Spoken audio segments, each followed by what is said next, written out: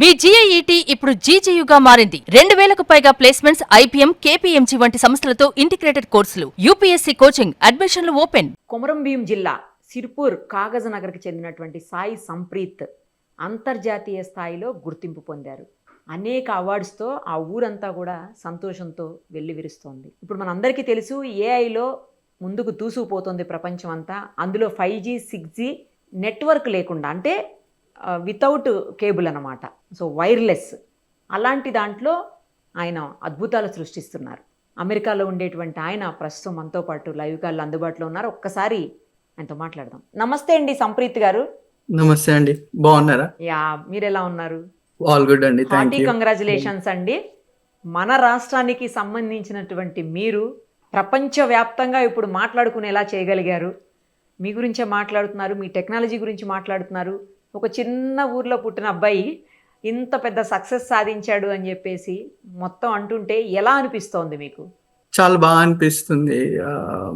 అంటే ఒక్కసారిగా మొత్తం జర్నీ ఆలోచిస్తే చాలా బాగా అనిపిస్తుంది. నేను కాజ్నర్లో 7th వరకు చదువుకున్నా.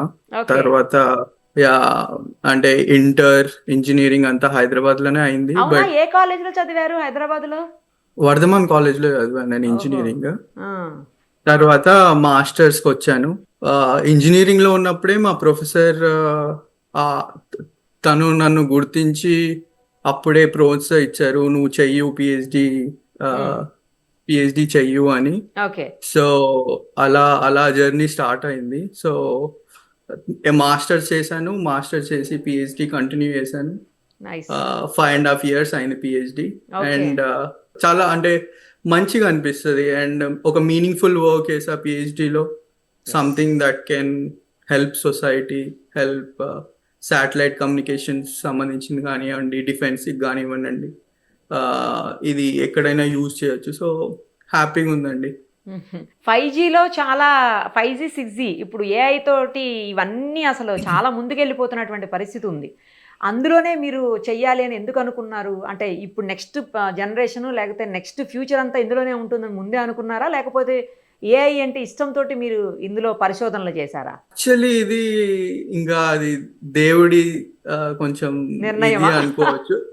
యా ఎందుకంటే నేను ఫస్ట్ టైం యుఎస్కి వచ్చినప్పుడు సెకండ్ డేనే వెళ్ళి ప్రొఫెసర్ని కలిసా, ఇలా నాకు ఇంట్రెస్ట్ ఉంది, నేను పిహెచ్డి చేయాలనుకుంటున్నా అంటే, అతను కూడా ఇండియనే, కాకపోతే బెంగాల్ అతను, డెబ్ చటర్జీ అని. తను చెయ్యు ఏఐ మీద కోర్సెస్ చెయ్యు అని 2019లో చెప్పారు నాకు. అప్పుడు ఇంకా ఇదంతా అప్పటికంతా లేదు, అసలు లేదు. ఇక అది కోఇన్సిడెన్స్, దేవుడి దయ, ఇంకా అలా అయిపోయింది. సో ఇప్పుడు ఈ టైంలో అది చాలా ప్లస్ అవుతుంది నాకు. సో అప్పుడు నేర్చుకోవడం వల్ల ఇప్పుడు కొంచెం ఈజీ, అంటే ఇంకా ఇంపాక్ట్ ఎక్కువ ఉంది. ఏమేం చేస్తున్నారు ఇప్పుడు అందులో? అంటే ఏఐ మీద ఎలాంటి స్పెషలైజేషన్ మీరు చేసింది? ఇప్పుడు మీరు చేసే దాని వల్ల ప్రపంచానికి ఎలాంటి యూజ్ ఉంటుంది ఆ పరిశోధనల వల్ల? నేను పిహెచ్డిలో స్పెషల్లీ చేసింది, ఇప్పుడు కాంటెక్స్ట్ ఈజీగా అర్థం కావడానికి, ఇప్పుడు మనకి ఆపరేషన్ సింధూర్ అయింది. మనకి మిసైల్స్ వాళ్ళు, శత్రు దేశం వాళ్ళు మిసైల్స్ వేశారు, మనం వాళ్ళకి మిసైల్ వేసి అది గాల్లోనే భస్మం అయ్యేలా చేసాం. సో ఇప్పుడు నేను పనిచేసే టెక్నాలజీ బీమ్ ఫార్మింగ్ అనేది laser through, high power lasers through వాటిని గాల్లో చేస్తుంది. అంటే సో హై పవర్ వల్ల దాంట్లో ఉన్న ఎలక్ట్రానిక్స్ అన్ని ఫ్రై అయిపోతే అది బ్లాస్ట్ అయిపోతుంది. సో ఇప్పుడు మనం మిసైల్ పంపిస్తే అది మనకి ఎక్స్పెన్సివ్, ప్రతిదీ 10 lakhs 15 lakhs ఉంటుంది. ఈ హై పవర్ ఏంటి అని అంటే ఒక పెద్ద ట్రక్ వెనకాల ఉంటుంది. So you can direct the energy in to the specific direction. So that way like మనకు ఆ మిసైల్ అనేది పేలిపోతాయి. చాలా తక్కువ కాస్ట్లో మనం అనేది ఇంకా చాలా ప్రిసైజ్గా ఉంటుంది. ఇది ఈ టెక్నాలజీ అనేది యుఎస్, ఇజ్రాయెల్ దగ్గర ఉంది. ఇంకా ఇండియాలో అంటే 30 kilowatts వరకే ఉంది. బట్ నాది ఈ టెక్నాలజీ అనేది నేను ఏఐ యూజ్ చేసి ఇంకొంచెం ఫాస్ట్గా చేశాను. అంటే లైక్ అది క్యాలిక్యులేషన్స్ అనేవి చాలా ఫాస్ట్గా చేసి దాన్ని తొందరగా ఇది చేస్తుంది. సో నేను పనిచేసింది కూడా like US government funded project అది. సో నేను ఎక్స్పెరిమెంటలీ ప్రూవ్ చేశాను. అది మా యూనివర్సిటీ స్కూల్ వెబ్సైట్లో కూడా ఇది చేశారు. అంటే శత్రు దేశాలని టార్గెట్ చేసే దాంట్లో మీరు చేసే ఈ వర్క్ వల్ల ఈజీ అవుతుంది, ఎవరికైతే గవర్నమెంట్ జవాన్లు ఉంటారో వాళ్ళందరికీ కూడా యూజ్ అవుతుంది, అంతేనా? యా, ఈ టెక్నాలజీ తోటి మనకి తక్కువ ఆర్మీ కాస్ట్ మొత్తానికి లో, యూజ్ అవుతుంది. యా, దీన్ని ఇంకా స్కేల్ చేయాలి, డైరెక్ట్ గా మనం అప్లై చేయలేము, బట్ ఇది ఒక proof of concept that first step అయితే పడింది కదా దానికి. యా యా, కానీ లక్కీలీ ఇప్పుడు అది యా యా చెప్పండి. యా, ఇది సక్సెస్ఫుల్ గా నేను డెమాన్స్ట్రేట్ చేసా ఎక్స్పెరిమెంటల్లీ. సో దానివల్ల నాకు పిహెచ్డి అనేది డిఫెండ్ చేసుకోగలిగాను నా డిజర్టేషన్. ఓకే, ఇప్పుడు ఇంత పెద్ద ప్రాజెక్ట్ని, అంటే ఇంత పెద్ద పరిశోధనని మీరు సక్సెస్ఫుల్గా చేయగలిగారు. బట్ నా డౌట్ ఏంటంటే, ఇది మీరు రేపొద్దున మీరు ఇండియన్ సిటిజన్గా ఇండియాకి యూజ్ చేస్తారా దీన్ని, లేకపోతే అమెరికన్ ప్రాజెక్ట్ కదా, అమెరికా వాళ్ళు మిమ్మల్ని అక్కడ చేయించి ఇచ్చేసారు కాబట్టి, అంటే ప్రాజెక్ట్ కూడా అమెరికన్ ఫండెడే కదా, సో అమెరికా వాళ్ళకి ఇచ్చేస్తారా ఇప్పుడు ఈ టెక్నాలజీ? నాకు ముందు అది చెప్పండి. లేదండి, నేను 100% ఇండియన్. అంటే ఇక్కడ ఆపర్చునిటీ ఉండి ఫండింగ్ ఉండి లైక్ చేశాను, కానీ obviously at some point in time నేను మళ్ళీ వచ్చేస్తాను అక్కడే. ఎంతైనా అది మన అనే ఒక ఫీలింగ్ ఇక్కడ రాదు కదా. ఎంతైనా ఇక్కడ ఏంటి అని అంటే, ఇక్కడ ఆపర్చునిటీ ఉండి కొంచెం సెట్ అవ్వడానికి ఈజీగా ఉంటుంది అనే తప్పితే మళ్ళీ వచ్చే ప్లాన్స్ ఏ ఉన్నాయి. బట్ లైక్ సూపర్ మీరు. కానీ వచ్చిన తర్వాత అయినా సరే మీరు మొత్తం మీ ఉన్న నాలెడ్జ్ కానీ, మీకు ఉన్నటువంటి ఆ తెలివితేటలను కానీ, లేకపోతే మీరు చేసినటువంటి ఆ పరిశోధనని కానీ అన్నింటినీ మన దేశానికి ఉపయోగపడేలాగా చెయ్యాలి. డెఫినెట్లీ అండి. అదే నాకు చిన్నప్పటి నుంచి చాలా ఉండేది ఆర్మీ అని. అదే, కానీ మా డాడీ అనేవాళ్ళు ఆర్మీ అంటే వెళ్ళి బార్డర్ లో కొట్లాడమే కాదు, డాక్టర్ ఏపీజే అబ్దుల్ కలాం లాగా మనం లైక్ టెక్నాలజీ పరంగా కాంట్రిబ్యూట్ చేసా, డిఆర్డిఓ త్రూ అయినా ఇస్రో త్రూ అయినా అది కూడా మనం దేశ సేవ చేసినట్టే అని. సో అది ఎప్పుడూ నాకు బ్రెయిన్ లో ఉంటది, that like some other way I need to contribute అని. అది డెఫినెట్లీ అండి. ఇది ఇప్పుడు మీలాగా చేయటం అనేది, అంటే మీరు ఏదైతే చేశారో ఇది ఫస్ట్ టైం కదండి మొత్తం ప్రపంచంలోనే నాకు తెలిసినంత వరకు? లేదండి, అంటే లేటెస్ట్ అంటున్నా నేను.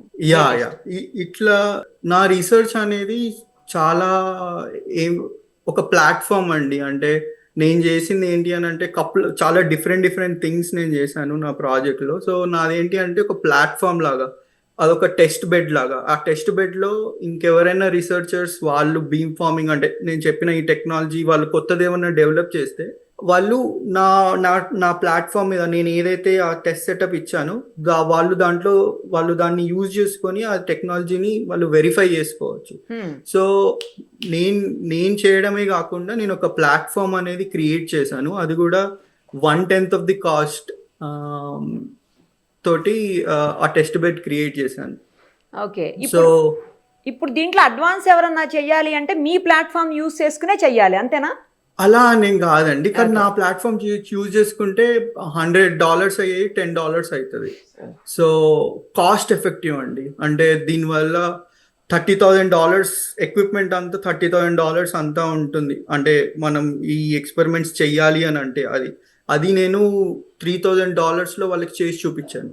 సో ఇప్పుడు ఇది ఆర్మీకి కానీ మిలిటరీకి కానీ వెళ్తే వాళ్ళకి ఆబ్వియస్లీ కొంచెం కాస్ట్ తక్కువ అయితే బెటర్ అని ఉంటుంది కదా.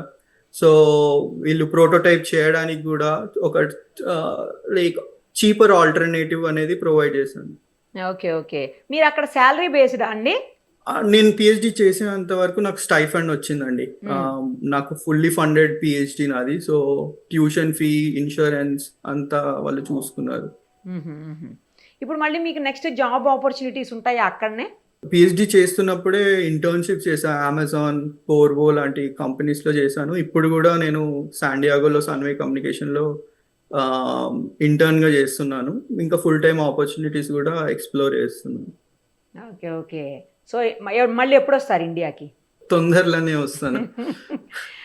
ఇప్పుడు దీనికోసం తర్వాత వచ్చినాక మీరేమన్నా మన సెంట్రల్ గవర్నమెంట్లో ఎవరైతే ఆర్మీకి సంబంధించిన అఫీషియల్స్ ఉంటారో వాళ్ళని కానీ, లేదంటే కన్సర్న్ మినిస్టర్ని కానీ అట్లా ఏమన్నా కలిసి దీంట్లో అడ్వాన్స్డ్ టెక్నాలజీ ఏ రకంగా వెళ్ళొచ్చు, అడ్వాన్స్ మనం ఇంకా ఏం చెయ్యొచ్చు, ఈ మన ఆర్మీని అలాగే ఆర్మీకి సంబంధించినటువంటి అన్ని మిసైల్స్ కావచ్చు, లేకపోతే ఎక్విప్మెంట్ కావచ్చు, దాన్ని అంతటిని ఇంకా ఎలా డెవలప్ చేయొచ్చు, వీటన్నింటి మీద మీరు ఏమన్నా కలిసి డిస్కస్ చేసి ఫర్దర్గా ముందుకి వెళ్ళేటువంటి అవకాశం ఏమన్నా కనిపిస్తుందా మీకు?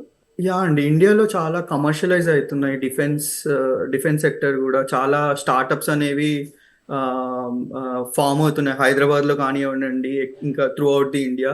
సో నాకు ప్లాన్ ఉంది, బట్ లైక్ ఏదైనా పెట్టాలి అంటే కొంచెం క్యాపిటల్ కావాలి కదా, కొంచెం అవును, డబ్బులు, అవును. ఇనీషియల్ రీసెర్చ్ చేయడానికి కూడా డబ్బులు కావాలి. సో ప్లాన్ అయితే ఉందండి, అంటే నాకు కొన్ని ఐడియాస్ ఉన్నాయి నా బ్రెయిన్లో, ఇట్లిట్లా వర్కౌట్ చేయొచ్చు, ఇట్లిట్లా చేయొచ్చు అని. అండ్ మన ఇండియా కూడా like third largest defence budget మనది. అవును. సో మనం చాలా ఎక్స్పోర్ట్ చేసుకుంటాం వేరే కంట్రీస్ నుంచి. అది ఇండియాలో కనుక మనం మ్యానుఫ్యాక్చరింగ్ చేయగలిగితే నేను ఏదో కాంట్రిబ్యూట్ చేసినట్టు ఉంటుంది. అట్లే మనం ఎక్స్పోర్ట్స్ తగ్గించి మన ఇంపోర్ట్స్ అనేవి పెంచినట్టు ఉంటుంది. సో ఐడియా ఉందండి, బ్రెయిన్లో ఉంది.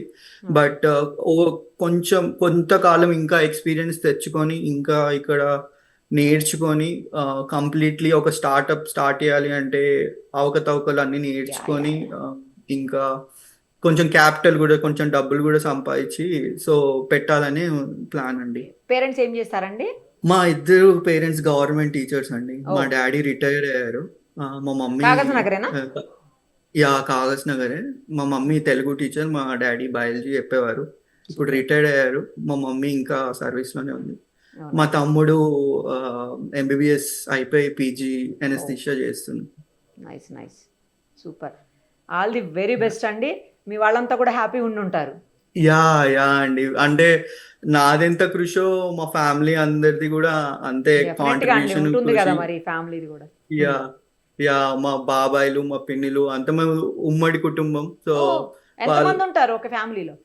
అంటే నేను 7th వరకు ఉన్నప్పుడు వరకు మా ఇద్దరు బాబాయిలు, మా ఫ్యామిలీ, మా బాబాయ్ ఫ్యామిలీ వాళ్ళు ఉండేవాళ్ళం. తర్వాత మా బాబాయ్ వాళ్ళు హైదరాబాద్ షిఫ్ట్ అయ్యారు. బట్ నేను ఇంజనీరింగ్ కూడా మా బాబాయ్ దగ్గర ఉండే చేశాను.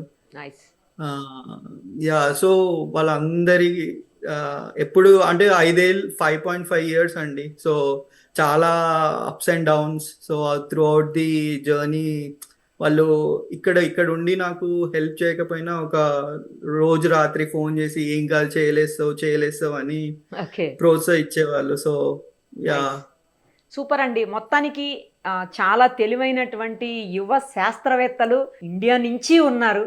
వాళ్ళు టోటల్ వరల్డ్లో తమ వంతు ఏం చేయగలుగుతారో అది కాంట్రిబ్యూట్ చేస్తున్నందుకు మాకు కూడా చాలా హ్యాపీగాను, same time we also very proud of you. Thank you అండి. Thank you so much. All the very best. Thank you అండి. Thank you so much for covering this. Thank you so much.